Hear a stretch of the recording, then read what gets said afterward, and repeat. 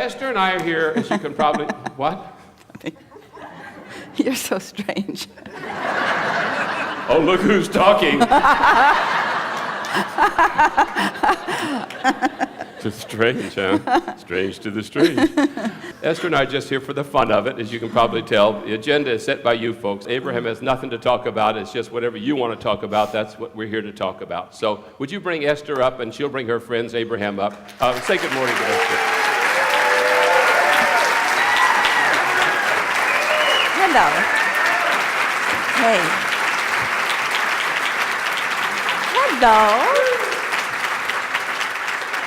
It's nice to be in San Antonio. Bye.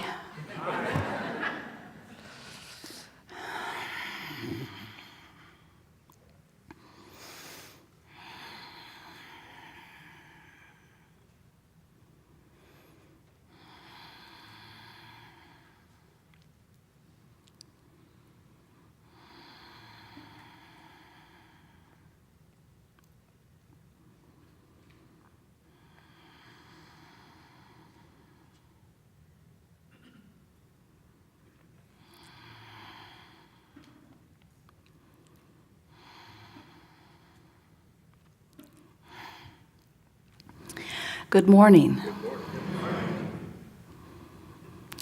We are extremely pleased that you are here. It is good to come together for the purpose of co-creating. Do you agree? Yes. You're knowing what you are wanting? Yes. It moves about a bit, yes. You are appreciating the contrast that makes your desire possible? Yes. For sure.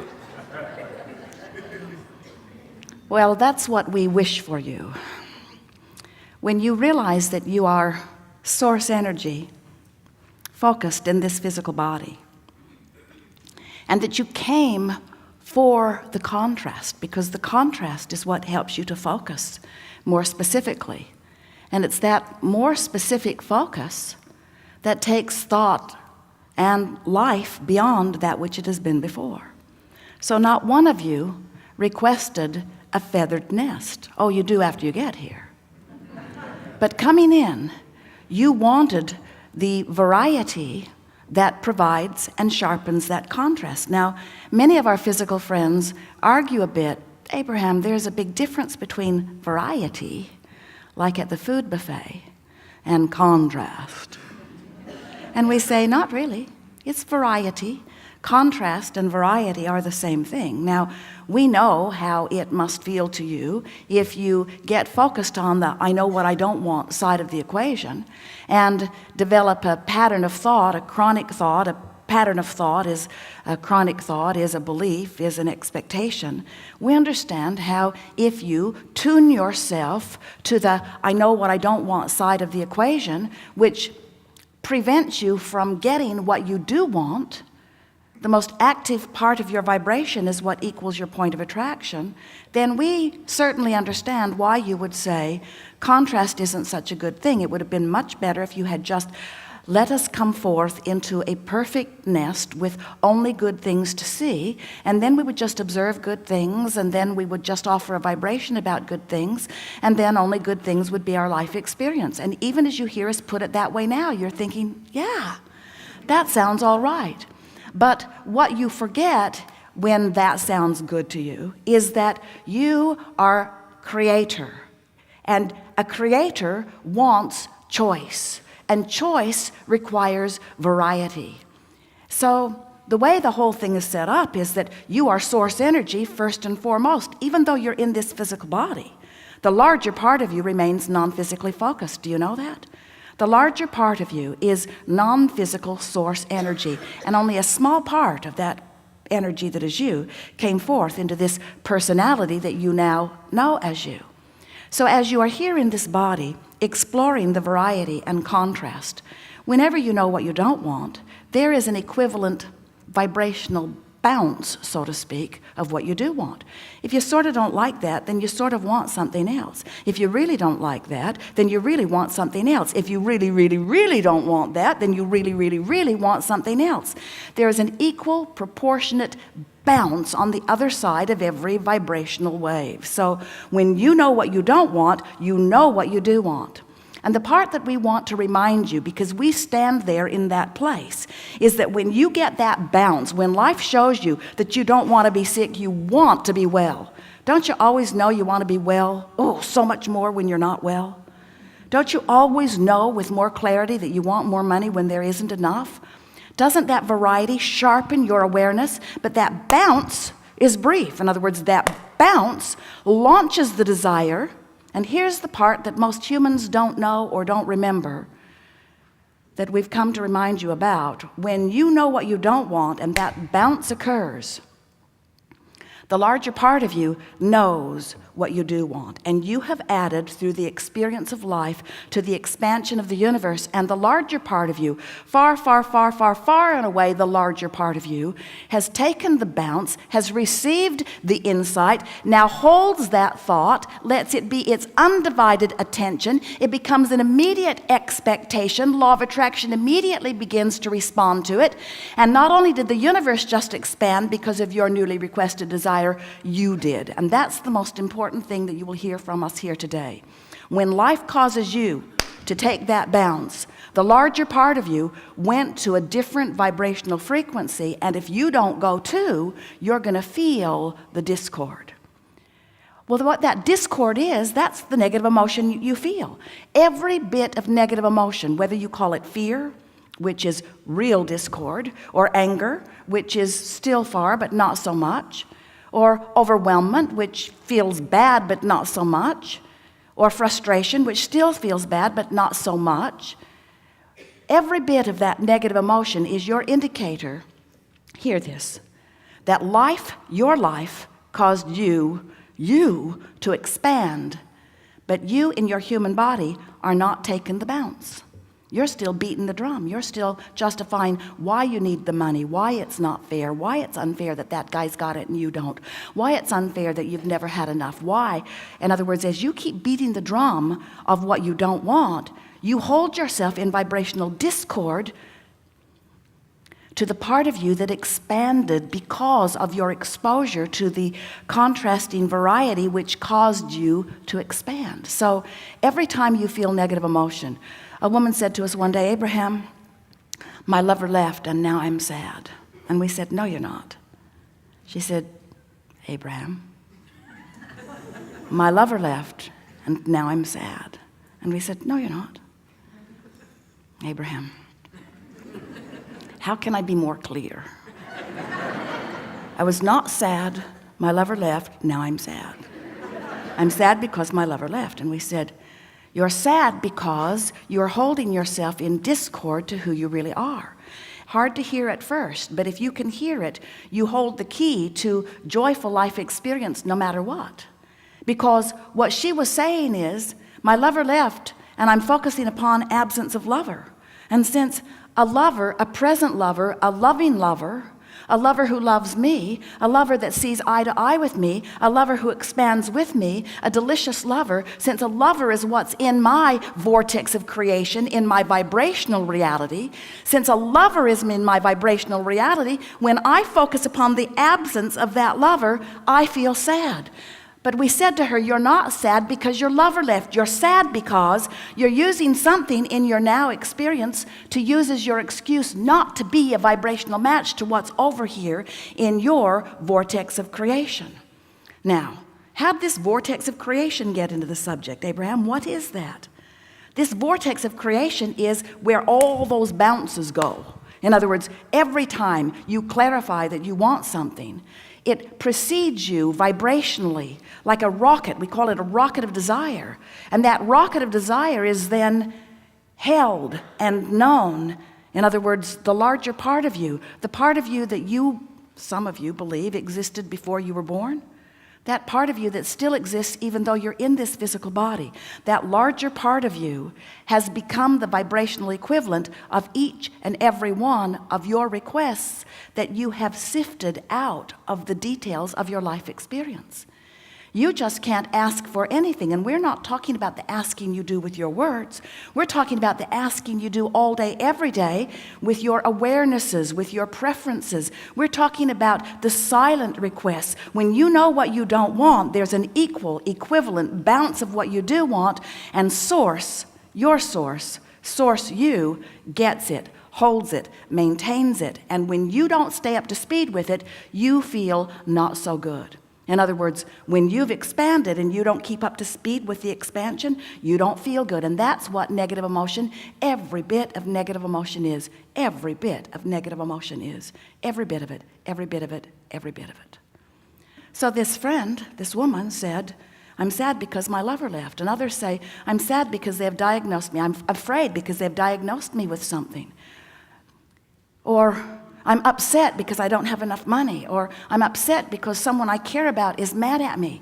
And we say, oh, we know that it seems like that's what it is, but it isn't what it is. What it is you went someplace else and you didn't go. In other words, your friend, your body, your exposure to life keeps causing you to become more. And when you don't keep up with the more that you have become, you don't feel good. And that's all that the negative emotion is. On the other hand, when you feel frisky, you're up to speed. When you feel tuned in, tapped in, turned on, you're up to speed. When you feel love, when you're in love, when you are joyful, when you are filled with appreciation, when you are interested in something and all excited about it, those emotions are your indication that you're right up to speed with where the larger part of you is. So, we want to say to you and ask that you listen to this question and answer it as best you can right now.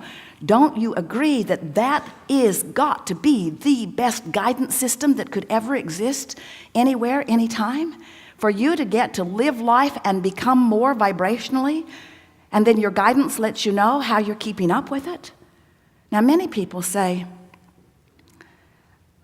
well, it's hard for me to get excited about this vortex of creation, whatever it is, because there's a reality that surrounds me. I am pleased when I'm pleased. I like it when nice things are around me, and I like it when my new car sits in my driveway, and I like it when my lover loves me back, and I like it when I find my lover, and I like it when money flows to me. I like the money in my bank account, not in my virtual bank account. I want the money in my bank account. And we say, we know you've become so good at observing and interpreting reality that you've made it the main event. But what that does to you is it means that if you are giving off your vibration in response to what you're observing, then you are in the impossible position of trying to control reality, of trying to control the conditions so that you can feel better. In other words, if there are terrorists on the planet, you've got to contain them or you can't feel good.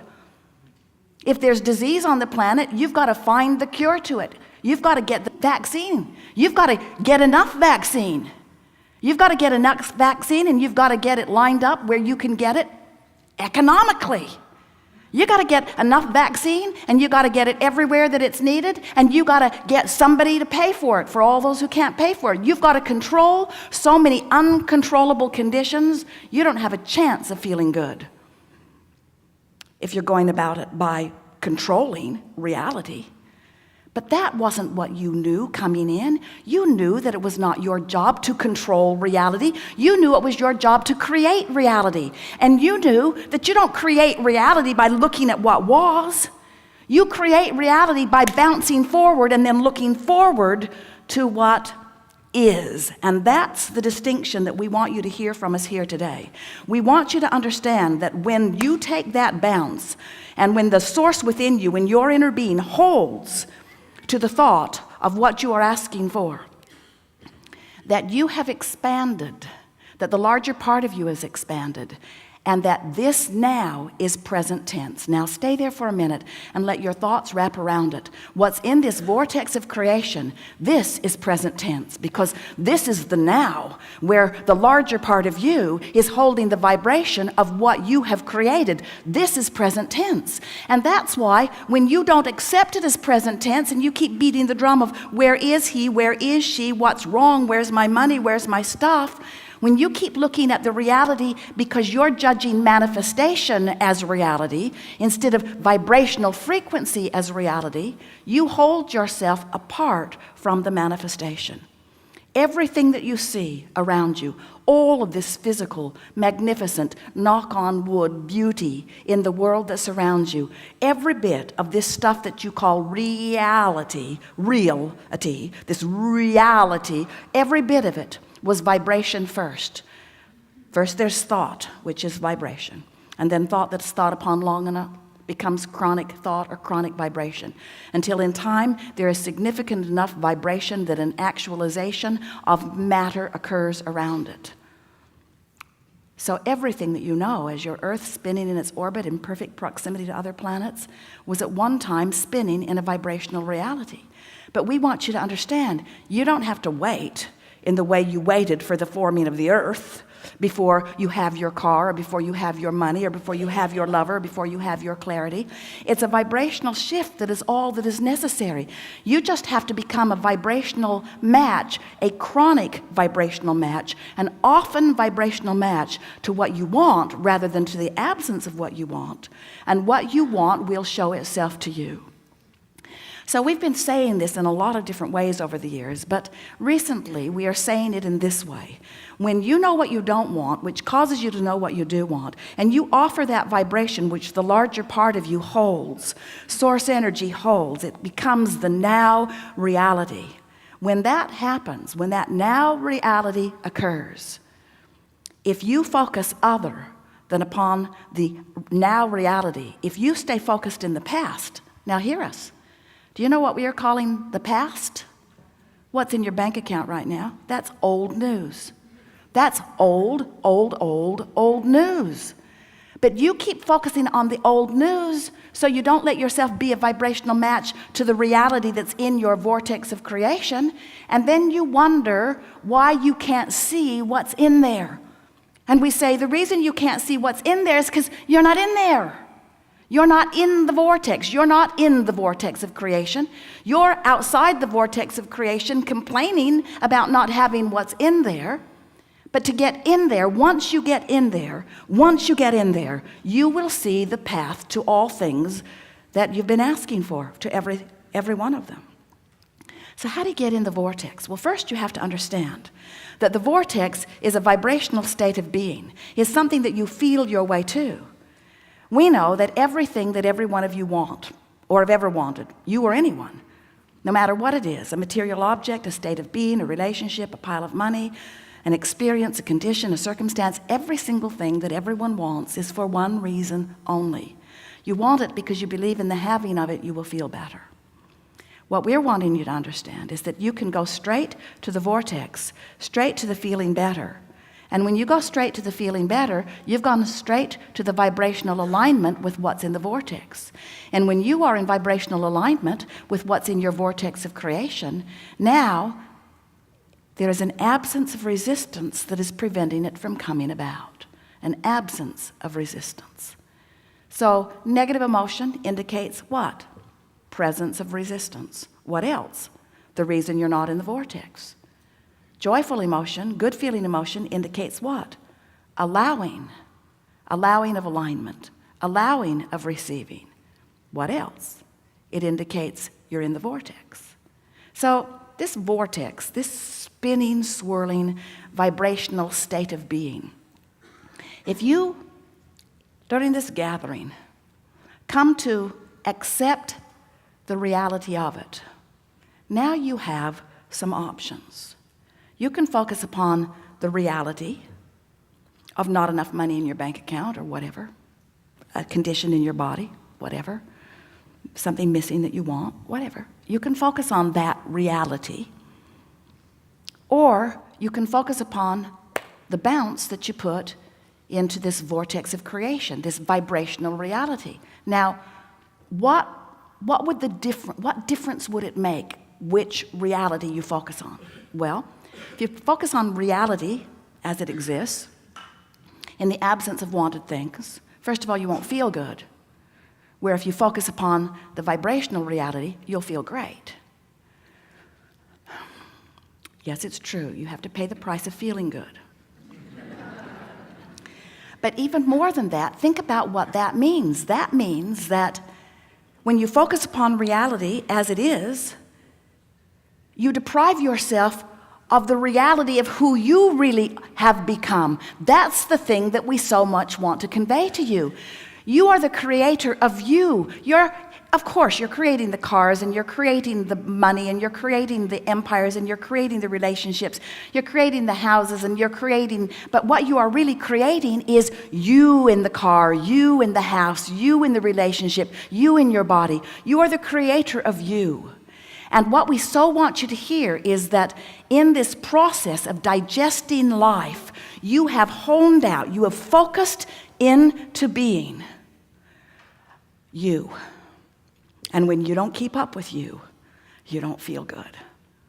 And to use some really, we love you very much, lame excuse, such as, well, my lover left me, or my lover isn't here, or they say that I've got a physical condition that is deadly. When you use those ridiculous excuses to feel bad, ridiculous. They say I'm dying. That's a ridiculous excuse to not feel good. Because when they told you were dying, you should have seen the bounce you took. You should have seen what happened. You should have seen what happened to you in your vortex of creation. But you use that lame excuse of the current reality and the current blood tests and the current... We are mocking you. We are mocking lovingly. Because we want to get your attention. We want this reality that you've come to count so much, that you have moments in time that are awful as individuals or as nations or even sometimes global events. And you make monuments of the horror of it. And then you force feed it to your children. Yeah, this was a horrible thing that happened a long, long time before you were born. In fact, it happened a long, long time before I was born, too. And your brilliant little child says, then why do we have to think about it? Why do we have to think about these horrible things that happened before we were born? And a very wise parent says, because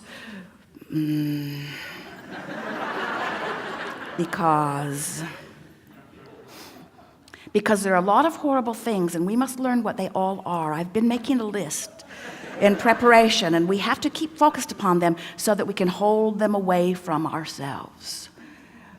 You have a war against terrorism, war against cancer, and a war against crime, and a war against drugs, and all those things that you think if you push hard enough against them that they will go away, but they don't, because attention to them perpetuates them.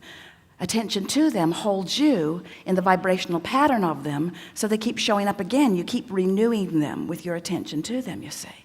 And what we want to suggest is that since you have already experienced the benefit of the exposure to what is unwanted, which has caused you to create this new now reality, this vibrational reality, which is future manifestation, but it's now reality. Now, hear the distinction.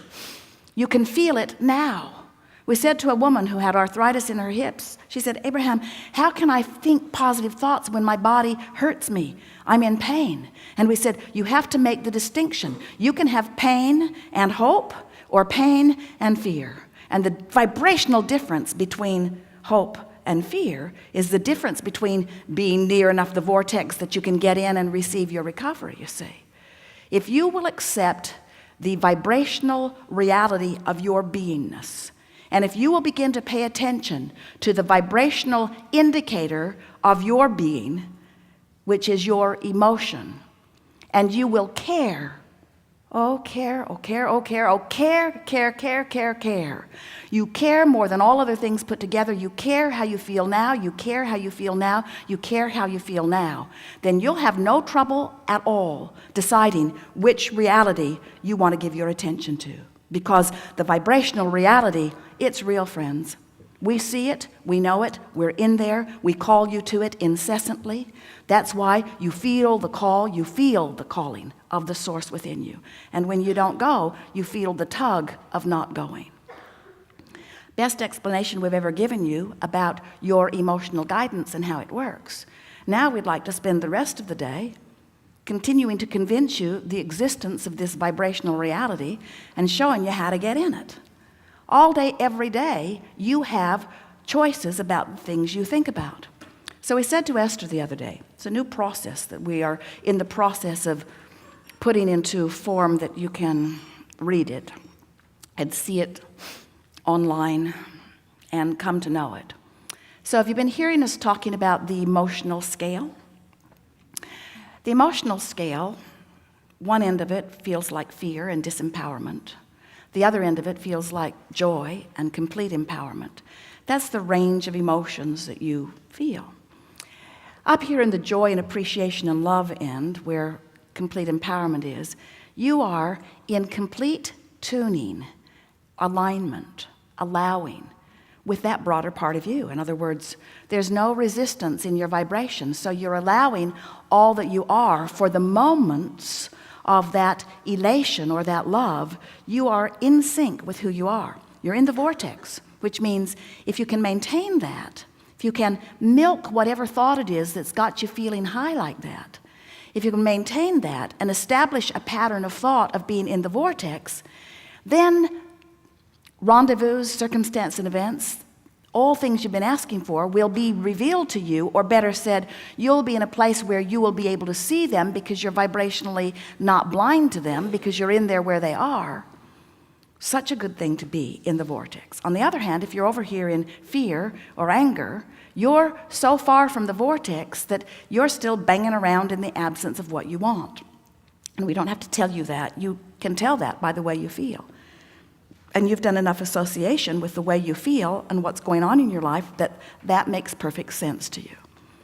So this emotional scale, we'd like to put a small version of one out here in the air for you to see. So here is fear and disempowerment and a little area there, we're going to call that. And next to it is anger, varying degrees of anger, really angry, a little less angry. Next to that is overwhelmment.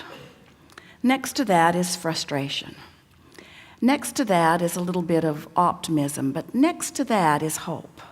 And next to hope is belief. And next to that is joy, love, appreciation, knowing. Now this vortex that we're talking to you about, this vortex that we want you to get in, get in, get in, get in. Sure, it'll spit you out, but get right in. Get in, get in, get in. It'll spit you out, but get right in. Get in, get in, get in. This vortex, the edge of it, the vibrational edge of it, is somewhere on this emotional scale between hope and belief. So if you get up there in the hopeful range, the vortex will suck you in every now and again and show you something to make you believe. And before you know it, your hope will have moved from hope to belief. And once you're hanging around in belief about anything, I believe I can lose weight, I believe I can be well, I believe I can be abundant, I believe I can be loved, I believe life is good. Once you get into that belief area, oh, now the vortex just reveals, and people who watch you are just, especially those over here on the emotional scale, are really irritated about how all things that you want are happening to you. And it's really hard to explain to them that you just got yourself into the vortex. They don't understand vibration often. They just think you should give them some of your stuff. Get in there and create it, and then give it to me. They don't hang on to it very long, and they need more and more and more and more and more, but don't fret over that. You can make enough for all of them. So, but it won't make them happy, because they got to be in the vortex in order to feel good. So here's this emotional scale, and you get the sense of where the little categories are. So let's say you wake up, and you wake up in the same vibrational place you went to sleep in. In other words, if you go to sleep in the vortex, you're going to wake up in the vortex. If you go to sleep out of the vortex, you're going to wake up out of the vortex. So let's say you wake up and you think about all the things that you have to do today. And even before you get out of bed, you feel overwhelmed. So overwhelmed was about right here. So we're going to put that thought in this column of overwhelm. So now you've thought this thought of overwhelm. Now, law of attraction says that that which is likened to itself is drawn. And so it's likely that the next thoughts you think are going to sort of cluster around that. You're going to think about what a hard day you had yesterday, and you're going to think about how uncooperative the people at work are. And you might think about your children who don't seem to do what you want them to do. And you might think about how unfair it is that you have more to do than you have time to do, while your mate lives a different life. And now, while you've been clustering around this category that we're calling overwhelmment, you move right over to anger. Now you're going to find out in the next few thoughts where you usually hang around. Do you usually hang around in overwhelmment, or do you usually hang around in anger? So now you've thought this angry thought, and if you stayed there even for 17 seconds, now another angry thought's going to come to you. The paper boy threw the paper in the bushes again. And that boy never learns. And where's his mother anyway? Oh, wait, it was his mother who threw the paper in the bushes. And then you think about how you need to go to work, and you move back to overwhelmment, and then you think, but you're still hanging around overwhelmment and anger. Then you think about something that happened at work yesterday, and so there you go back to anger. And so here's all these thoughts, overwhelmment and anger. That's sort of what your range is, overwhelmment and anger and overwhelmment and anger. And then you think, oh, wait a minute. I went to that Abraham seminar, and Abraham encouraged me to meditate. That's just stupid. That's just stupid.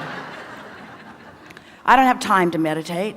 I'm already overwhelmed. I don't have enough time to meditate. If I had time to meditate, I wouldn't be overwhelmed and I wouldn't need to meditate. And then you think, all right, I'm gonna try and meditate. So you move briefly over to hope. Nope, didn't hold. Because this is where your vibration is. So then off to work you go. Now, you've got a sort of head of steam going. Overwhelmment, anger, overwhelmment, anger, overwhelmment, anger, overwhelmment, anger. Guess who the first person you meet is? Person who makes you the maddest. And guess what? They do it again. And then you turn around and you notice that your employer has just witnessed your altercation. Fear. In other words, you're hanging around and your thought, it feels like your thoughts are thinking you. Is any of this sounding a little familiar? So now you go to bed that night.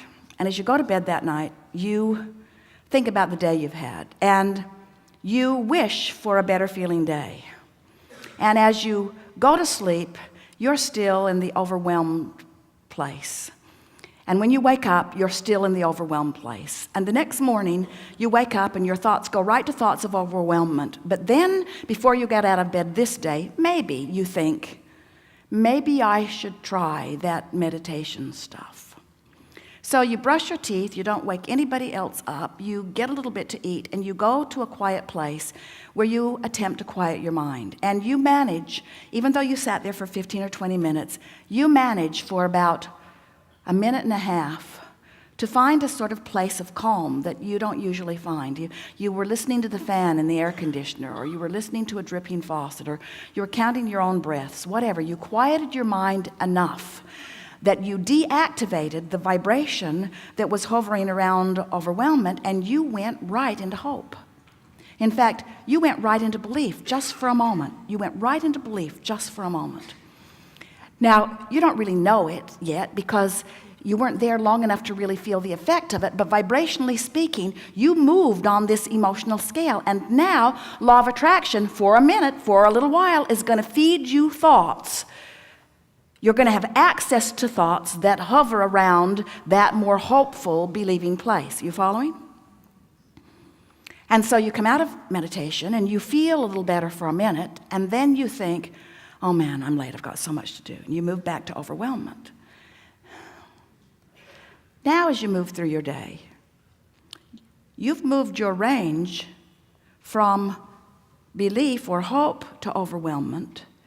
And this day, just because of that one meditation, you are less likely to move into anger than you were the day before. In other words, now you've established a high point on your vibrational scale. The low point's still where it was, but you may hover around here a little more in a little more hope. And that person who makes you mad is zigging while you're zagging more. In other words, you don't have vibrational access to them just from, we're not kidding you, one segment of meditation. Now, your day goes on, and the first part of the day is going to be better than the second part of the day, because as the day goes on, you may return to some of those habits of thoughts that are knee-jerk reactions that you have about what's going on in your day. So your vibrational patterns may shift a little bit, and you may find yourself at the end of the day not feeling that much better than you felt at the end of the day before. But now you've got another piece of information in your arsenal of personal creation. You remember you had a slightly better feeling morning, and so you close your eyes that night and you feel hopeful about turning the tides of your experience. You lie there in the bed, and from your own personal experience that you showed yourself, this day was slightly better than the day before it, and I believe it had something to do with what I did. Maybe, just maybe, I have some control of my own experience. I certainly hope that I do. And you go to sleep hopeful. Now, you went to sleep hopeful. Where are you going to wake up? Hopeful. So you wake up. Now, whether you're following this emotional trail that we are giving to you or not, there is a vibrational route to it that is absolutely accurate. You may not be in a place where you can discern the difference in your vibrations as succinctly as we are speaking them here, but it is our promise to you, we can discern the vibrational frequency of your being as succinctly as we're speaking it here. So you wake up the next morning and you're feeling more hopeful. And as you lie there feeling hopeful, you don't go to your first usual morning thought of overwhelmment. You lie there feeling a little more hopeful, maybe anticipating a little better feeling day. Now, you go off to work and you're feeling more hopeful. Now, those things that you had access to before, those comments that you overheard, in other words, reality is not going to change that much. What goes on at work is going to be pretty much like what always goes on at work, because the dynamics of work are about more than just you. But your vibrational and therefore personal involvement with all of those things is different now. It's different on the day that you woke up hopeful than it was on the day you woke up overwhelmed. Now you're hopeful, and now you go to meditation because you're feeling good. So you go and you sit to meditate for a little bit. And this time you release, you have far less resistance to release because you haven't conjured any in your being to begin with. And so now you go right into a feeling of good, feeling swooning. You're in that place of vibrational alignment. In fact, you might not know it because you haven't become accustomed to the vernacular that we're offering here, but you're in the vortex. You meditated yourself, you woke up on the brink of the vortex and you meditated yourself right there, and you managed to maintain a vibration of non-resistance for a little bit of time. Now, at this point of your understanding, if you are really wise and you understand the power of this vortex, you might say to yourself, Esther says it every time she's consciously aware that she's in the vortex, what can I do to milk this? What thoughts could I think that would get me to stay here longer? What thoughts could I think? Her favorite thing, she looks through a deck of the cards, the new artist that has done the money and the law of attraction cards. The combination of those words and those pictures holds Esther longer in the vortex. It's just sublime to just look at the pictures and let the words resonate through her. Anything that is pleasing to you. Picture albums of your babies, whatever it is. Pictures of your dogs, whatever it is. Magazines that please you, whatever it is. Memories, read an old love letter unless the person ran off and left you. Do whatever it does, but milk being in the vortex. Milk it, because what you're doing, you're establishing your vibrational pattern. You're establishing your frequency. And once you do that, what happens is you don't have access to all of those things that are up and down the scale. Now, let's say that you managed to do that for about 30 days. You're feeling so good. You've tuned yourself in. Well, you're going to go to work, and sure, things are going to happen. And it may very well be you'll see something on the news that takes you over to fear. But if you've established this vibrational pattern, you won't stay there long. Right back you'll go. In other words, if you've established the frequency of expecting good things to come to you, that's what expectation is. Do you understand? Expectation is pattern of vibration that law of attraction has helped you to establish.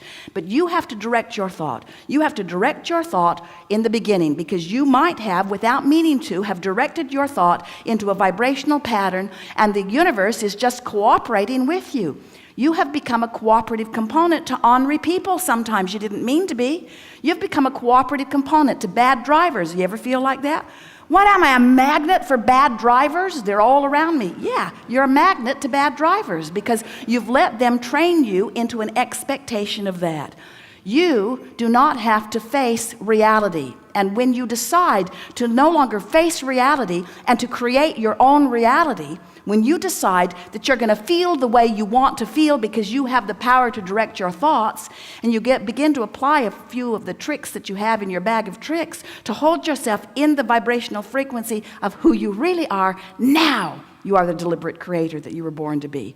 Now you are in sync with who you are. Now you are all of you flowing through you. Now when you meet someone on an elevator and they express something to you, you're tuned in, tapped in, turned on to the whole of that which you are, and you flood the wholeness of the love and appreciation and joy and power and knowing that is you. You are uplifters, you see. But if you're not in sync with who you are, you have nothing to give. So, we'll spend the rest of the day talking with you about whatever is important to you. There is nothing that is off limits. But you're going to discover our stubbornness to do anything that we can think of doing that will bring you in the direction of your vortex. Because there really is no value at all in allowing you or encouraging you to beat the drum of those outside the vortex conversations. In other words, if you heard what we just said, then you now know how to live happily ever after. You now know that you can shift your vibration now. You can change the way you feel now. And that's why we were so outrageously mocking those who are afraid when they are sick. Because we know with everything that we are, that sickness might be a reality that is temporary. But there is a wellness in the vibrational reality that is vivid and real and present tense. And we see no point in feeling the fear that the reality is causing you to feel when you have the option of looking at this reality, which is bigger, which is the eternal you. And plus, we have the benefit of knowing that when you do that, if you can change your emotion regardless of the condition, that's what unconditional love is. Unconditional love means love regardless of the condition. It doesn't mean look at an awful condition and call it a good one. It means love anyway. So what does that mean? If we're asking you to love regardless of a condition, what does that mean? We're asking you to focus into a thought that allows love. We're asking you to ignore the reality that won't let you feel good and fixate on the reality that will let you feel good. And when you do that, your manifested reality, we know, the one you want to call reality, the one you want to call reality. You want this manifestation to be reality. And we'll give it to you if you want it, but it isn't. Reality. Reality is your state of being. Reality is the joy in your heart. Reality is the lilt in your step. Reality is the song on your tongue. Reality is the feeling in your belly. Reality, reality, reality. That's the soul of you. That's the whole of you. That's the eternalness of you. And that's the reason you want all that other stuff anyway. What do you want to talk about? Some things. You've come with questions, comments, threats.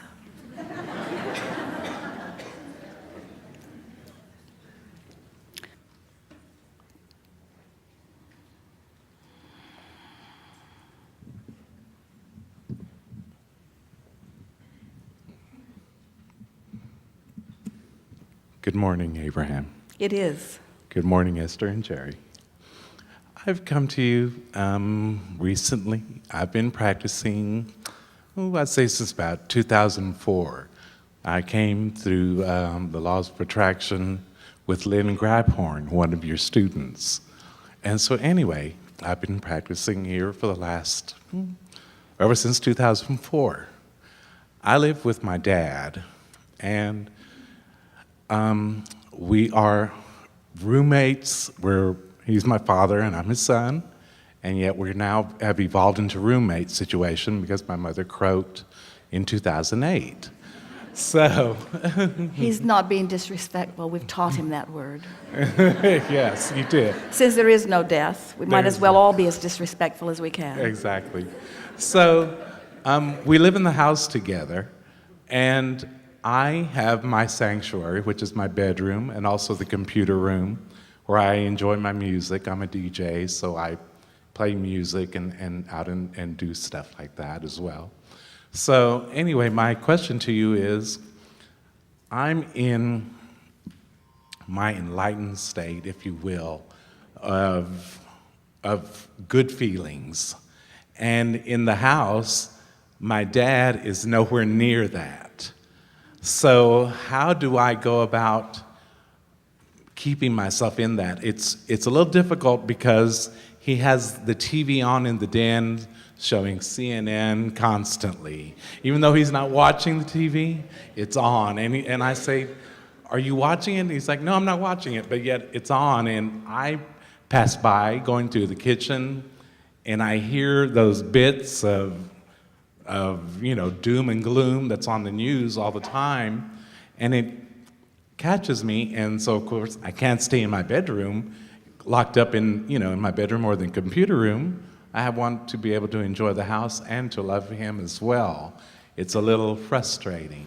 Well, every particle of the universe is a bit like that. In other words, in every particle of the universe, there is wanted and unwanted.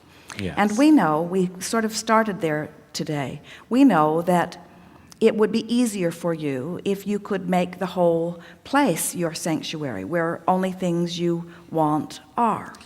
But we also know that when you understand that the fastest, let's say that, so you go to your sanctuary, and let's say you manage to, emotionally speaking, get into the vortex. And then you come out and you hear some CNN, or you find some behavior in your father that makes you feel disapproval, and so your vortex spits you out. Right. We know that it feels like it would be easier if everything around you could be more like your sanctuary, but that's that conditional love that we were talking about earlier. And we want to say something in a very strong way. You'll hear it clearly. And as you remember this, it will make it easier for you as your environment begins to morph and evolve and become more like you want it to be. When you make peace with what is, big wads of resistance just disappear. And the releasing of resistance is what makes it possible for you to get into your vortex. So we want to put some questions to you. Do you understand that this vortex that we're talking about is your state of emotional being? In other words, it's your vibrational state that is reflected to you through the emotions. So if you agree with that, and you do, Right. does it then follow that I don't really care what the conditions are around me as long as I'm able to maintain my good feeling emotional state? Yes? Yes, yes. Because the opposite, the needing to control just one person, is so impossible that it renders you powerless. But if you can just make peace with not needing to control that one person, and you can acknowledge, I have the ability to unconditionally love. I have the ability to make peace with this. So then you set out to make peace with it rather than push against it. And as you make peace with it, sometimes people worry. If I make peace with something I don't want, will the universe say, oh, he's all right, never mind? People sort of kind of think that. But that's not the way that it works. You've already put your requests into your vortex of creation, into your vibrational reality. And so the less resistance you offer for any reason, then the more you're going to move emotionally speaking there. And here's something that we're not sure that you heard us say, so we want to say it in a way that you can really hear it. It's not possible for you to hang around in that emotionally better feeling vibrational state that we're calling your vortex of creation or your vibrational reality. It's not possible for you to hang around there emotionally and mentally and vibrationally without the conditions of your life shifting to match it, and pretty darn quick.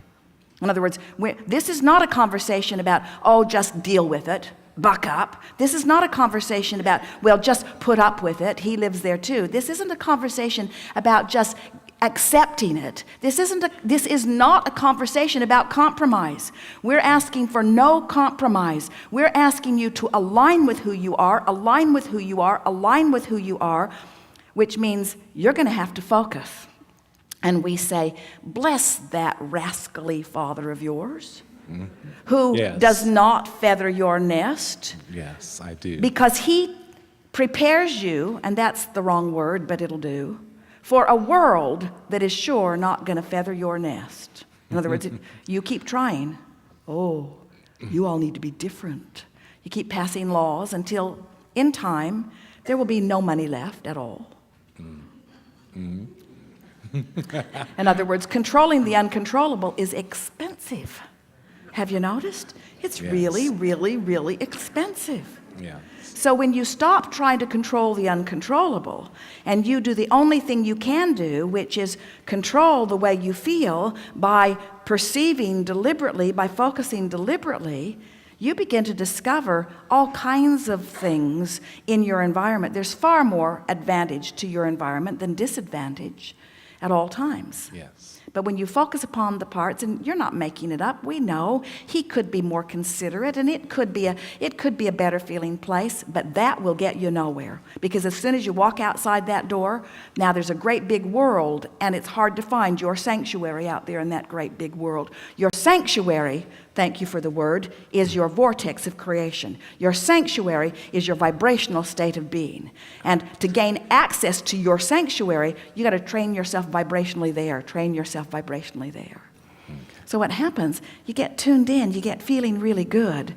And here's another really important part of this. Now, we're going to be very precise in the way that we give this to you. Okay. In fact, we might hold it back altogether. But what we mean by precise in the way we give this to you is once you are able to make peace with what is and find your vibrational sanctuary often, your Father's behavior will begin to evolve to more pleasing behavior. The reason that we want to speak that carefully is because if you go to the vortex in order to achieve a change in reality, it backfires on you because now you're looking at reality. You're checking out how well reality's doing. And then you're out of the vortex, out of the vortex, out of the vortex. In other words, why do you go to the sanctuary? Why did you even call it a sanctuary? It's a place where I can feel good. Better. It's a place where I can feel better. It's a place where I can tune into who I really am. And we want you to know that sanctuary goes with you in every moment of every day. You've got the option of focusing on and adding attention to reality or vibrational reality. And if you think of this vibrational reality as your sanctuary, so think about it. So you get up in the morning, what's the first thing that your Father does that you have felt complaint about? He looks at the obits in the paper and he starts talking about death, telling me so-and-so died or this and that. And I'm like, no, they didn't. In my mind, I know they didn't. Well, but whether they didn't, so he reads the obituaries. So now this is a moment in time where you have reality, Father's reading the obituaries, or vibrational reality. So now just think about it. Father's reading the paper where he is pronouncing and emphasizing and exaggerating physical death. So I've got the choice of reality or vibrational reality? Vibrational reality. What do I know about death? We're all passing through, but we're eternal beings. We're much more than we know. Many times when people reemerge into non-physical, they become all that they are. There's huge relief in what's called the death process. Nothing ever goes wrong with this subject. In other words, you just start hammering at what you know about the subject of death, not out loud and not opposing your father, but right. you take a in the vortex, you take a sanctuary thought rather than pushing against the other. What else? What's another thing? Turns on the TV and says, I want to see what's going on in the world. All right, so he turns on the television. He wants to know what's going on in the world. He's playing it loud. You're listening to it. So now you have another choice, reality or vibrational reality. And you say, I think I'll go to my sanctuary. Now, going to your sanctuary means, in normal terms, going to your bedroom, putting your headphones on, putting yourself in a sort of cave, protecting yourself from some unwanted things. But that's the opposite of who you really are and what you really are want. In other words, your inner being does not want you to shield yourself from unwanted things. Your inner being wants you to take the bounce. Your inner being wants you to choose the sanctuary vibrational reality version rather than the reality version. So he's watching the television, he's poisoning his own mind, he's poisoning my mind, he's watching things that are uncontrollable, he's stirring up in me negative things, he's keeping me out of the vortex, he's keeping me from feeling good. I feel out of control, I want to feel good, it's important that I feel good. How can I feel good under these conditions? We're getting carried away, but we're getting it from you.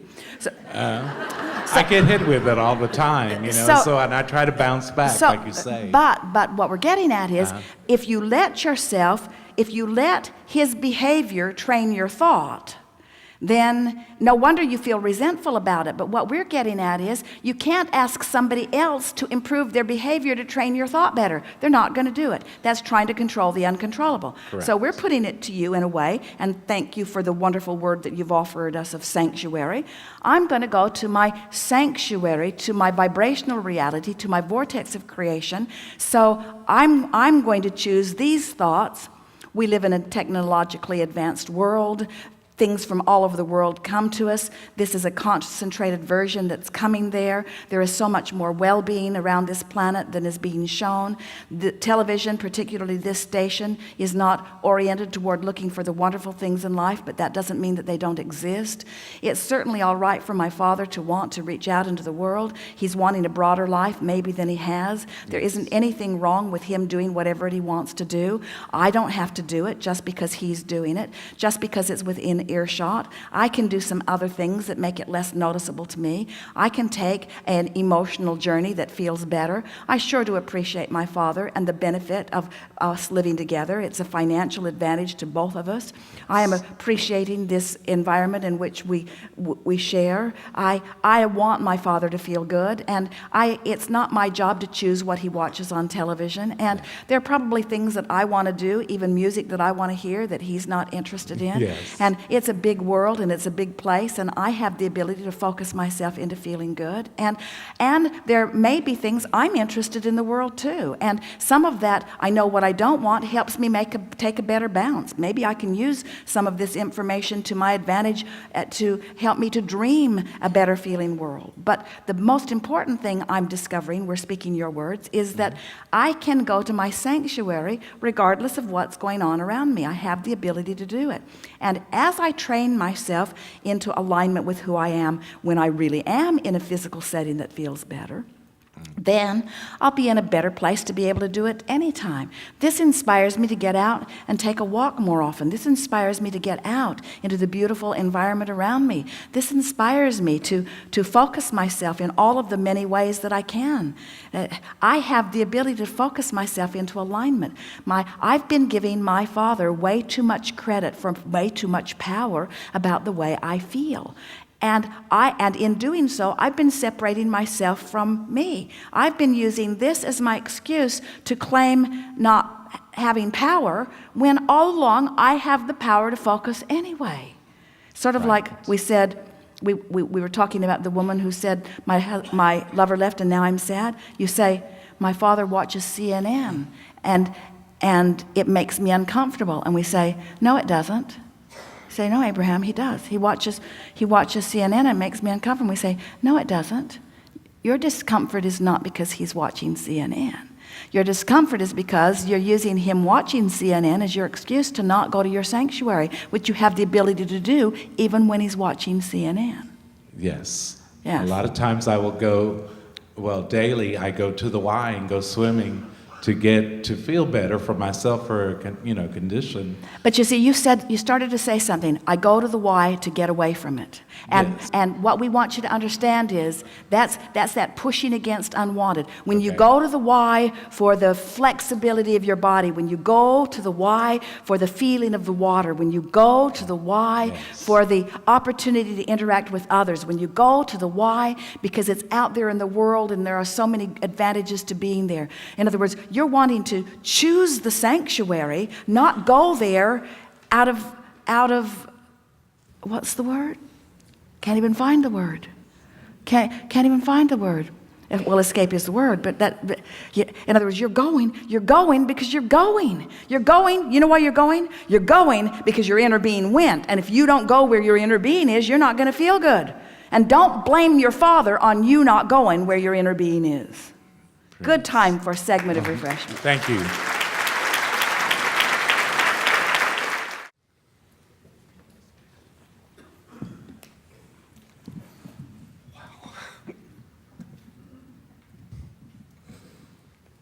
I actually have a different question. Unfortunately, we only have one answer. Oh, good. Good, I'm glad.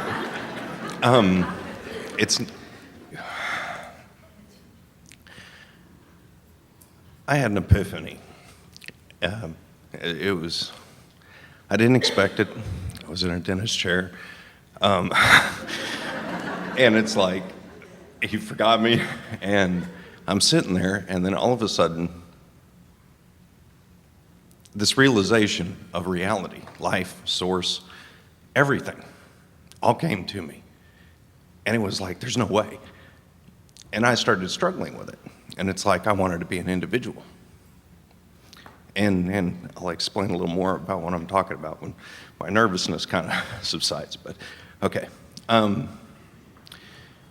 Think about this. The sand's on a beach. Okay, you have a sandcastle. That sandcastle is made up of millions of pieces of sand. But those millions of pieces of sand used to be parts of other people's sandcastles. Are you following what I'm saying? Life, people say that we live one life.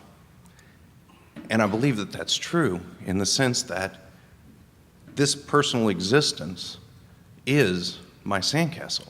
I'm made up of multiple sandcastles. I used to be into, a lot of past lives and past life regressions and, a lot of things like that. And it's like in this chair, it kind of came to me.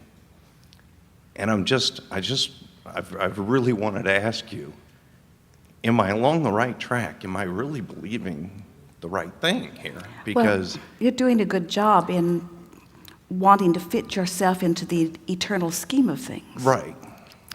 The distinction that we want to clarify with you as we are following your analogy a bit is this. What happens to this assumption that you've made when we suggest to you that the most recent sandcastle that you've sculpted is in your vibrational reality? Mm-hmm. In other words, the thing that we want to add to what you're saying is that you are an eternal being, and it's that eternal sculpting that we are talking about. In other words, we know you're in this physical body, and we know you can go to the beach and make sandcastles or do whatever it is that you are doing. But we want you to feel with us that what you're really doing in all of this sifting and sorting of life is you are a consciousness, let's call you source energy, in the process of becoming. And it is all of this sifting, all of this moving through contrast is all for the exhilaration of that sculpting of this vibrational reality, which is the furthest, most creative realm that exists. In other words, a lot of times physical friends will say, Abraham, so I was pure positive energy before I came into this body, And then I come into this body and I bang around and I know what I don't want and I know what I do want. And then I eventually reemerge back into non-physical where it's pure positive energy. Tell me again why I came. Tell me again. I was pure positive energy, and that's why I'm here in this seminar. I want to achieve that alignment. Tell me one more time, why didn't I just stay there? Why didn't I just stay in the pure positive energy that I'm going to return to? And we say, because this sifting and sorting caused an expansion of who you really are, and it's that expansion that equals eternity. It's what eternalness is about, you see. And so now bring us round. In other words, we want to hear your analogy again. What I'm thinking, what I'm trying to say is right now I'm the individual, you see. But when I croak, I become part of the sand on the beach again. And then it's like when I come back. Well, your physical body does, but you see, we want to distract you from the physical body and the sandy part of you that's going to remain in the physical, dust to dust, all of that stuff. I'm just using the sand as the analogy. Well, what we're getting at is that part of you that is physical. It's hard to say this to a room full of physical bodies. Your physicalness is not the main event. Your physicalness is not the main event. But in your physicalness, you produce emotion, which is the main event. Because in your physicalness, the larger part of you expands, and the emotion equals how well you're keeping up with the expansion. And that's the main event. This is a sandcastle we want you to focus upon. I think I'm getting it. We get what you're getting at, and we think it was a brilliant epiphany. And we like that you are recognizing that you continue to be physical and that the physical part of you is not the main event. But we so want you to know that in this moment, in this body, you can align with the main event. And when you do, you feel frisky. We want you to know that in this moment, in this flesh, blood, and bone body, you can align with all that life has caused you to become. And here's the part we think you may be reaching for. All of the pieces of all of the sands that have become this through all of the evolution of all that is life, that's what you're blending with. It's not just your little piece or your little corner of the universe. You're blending with the whole of all that you are. And then the first time, hear this. What manifests in your now experience, so good. What manifests in your now real life experience is the part of all that isness that you've carved out for you. That answers it all. Thank you.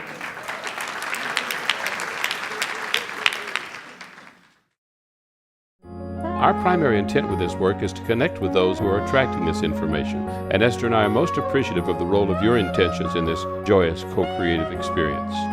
For additional recordings, books, DVDs, catalogs, or to reserve your space at an Abraham Hicks Law of Attraction workshop, please call area code 830-755-2299 or write to Abraham Hicks Publications at Post Office Box 690070, San Antonio, Texas 78269.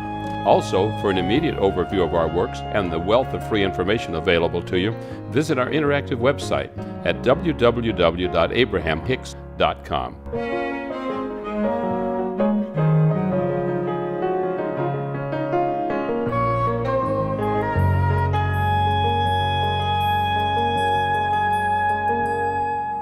All Abraham materials are copyrighted by Jerry and Esther Hicks.